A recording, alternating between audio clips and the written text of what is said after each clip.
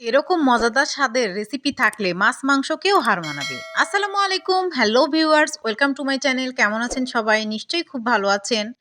আপনাদের দোয়া ও অনুপ্রেরণায় আমিও খুব ভালো আছি। তাই আজকে চলে আসলাম আবার নতুন আরেকটি রেসিপি নিয়ে।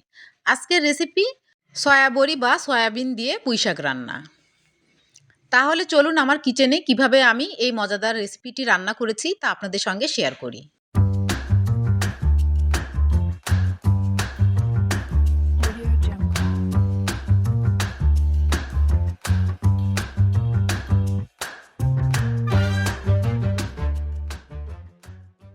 এখানে আমি কিছু শুধু পুঁইশাকের পাতা নিয়েছি। এটা আমার বাগানের ফ্রেশ পুঁইশাকের পাতা।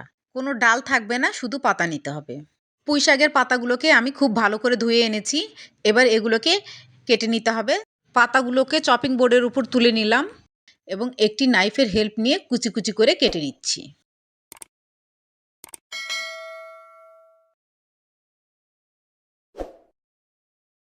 ঠিক এইভাবে সব পাতাগুলোকে আমি কুচি কুচি করে কেটে তুলে নিয়েছি। সয়াবিন দিয়ে রান্না করব, তার জন্য একটি বাটিতে কিছু পরিমাণ সয়াবিন নিয়ে নিলাম। এবার এগুলোকে বয়েল করতে হবে, তার জন্য একটি পাতিলে আগে থেকে চুলায় গরম পানি বসিয়ে দিয়েছি। এবার সয়াবিনগুলোকে পানির মধ্যে ঢেলে দিলাম। 1 চামচ লবণ দিলাম। 1 চামচ পরিমাণ লেবুর জুস দিয়ে দিলাম। এতে সয়াবিনের টেস্টটা বেড়ে যাবে। আর সয়াবিনের যে একটা গন্ধ থাকে সেটাও চলে যাবে। ফুটে উঠেছে, একটু নেড়েচেড়ে উল্টেপাল্টে দিচ্ছি। ভালোভাবে বয়েল হয়ে গিয়েছে। এবার চুলাটা বন্ধ করে দিলাম এবং নামিয়ে ঠান্ডা পানিতে ধুয়ে নিব। সয়াবড়িগুলোকে ঠান্ডা পানিতে ধুয়ে এনেছি।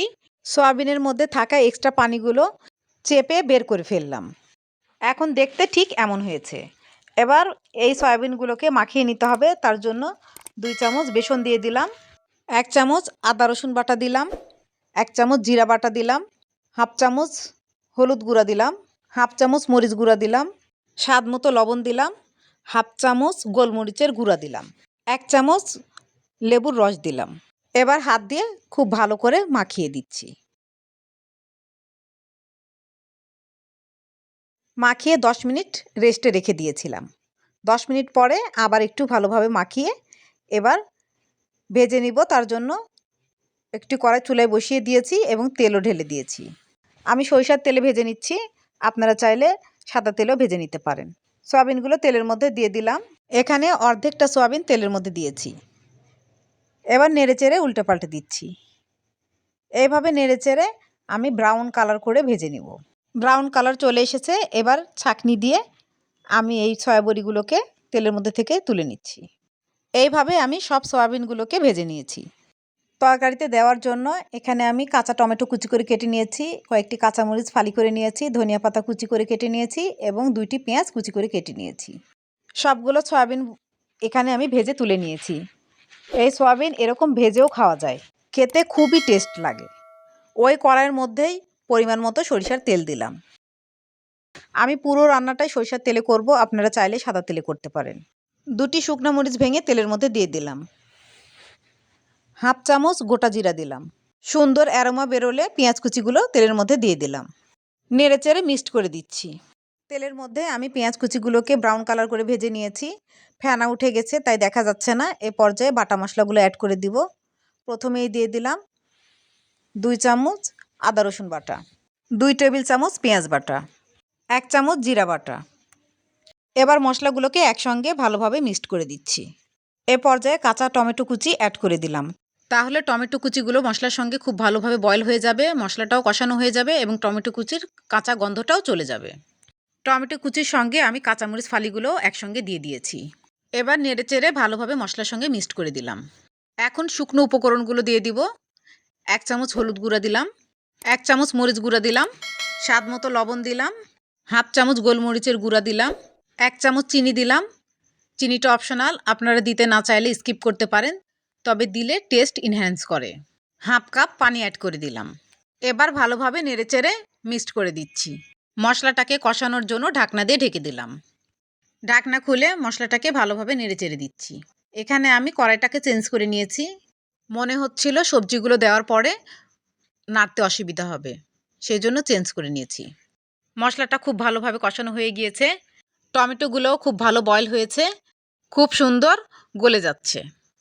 এবার কেটে রাখা পুঁই শাকগুলো মশলার মধ্যে ঢেলে দিলাম। নেড়েচেড়ে ভালোভাবে মশলার সঙ্গে মিশিয়ে দিলাম। এবার ঢাকনা দিয়ে ঢেকে দিলাম। ঢাকনা খুলে আবার একটু নেড়েচেড়ে উল্টে পাল্টে দিচ্ছি।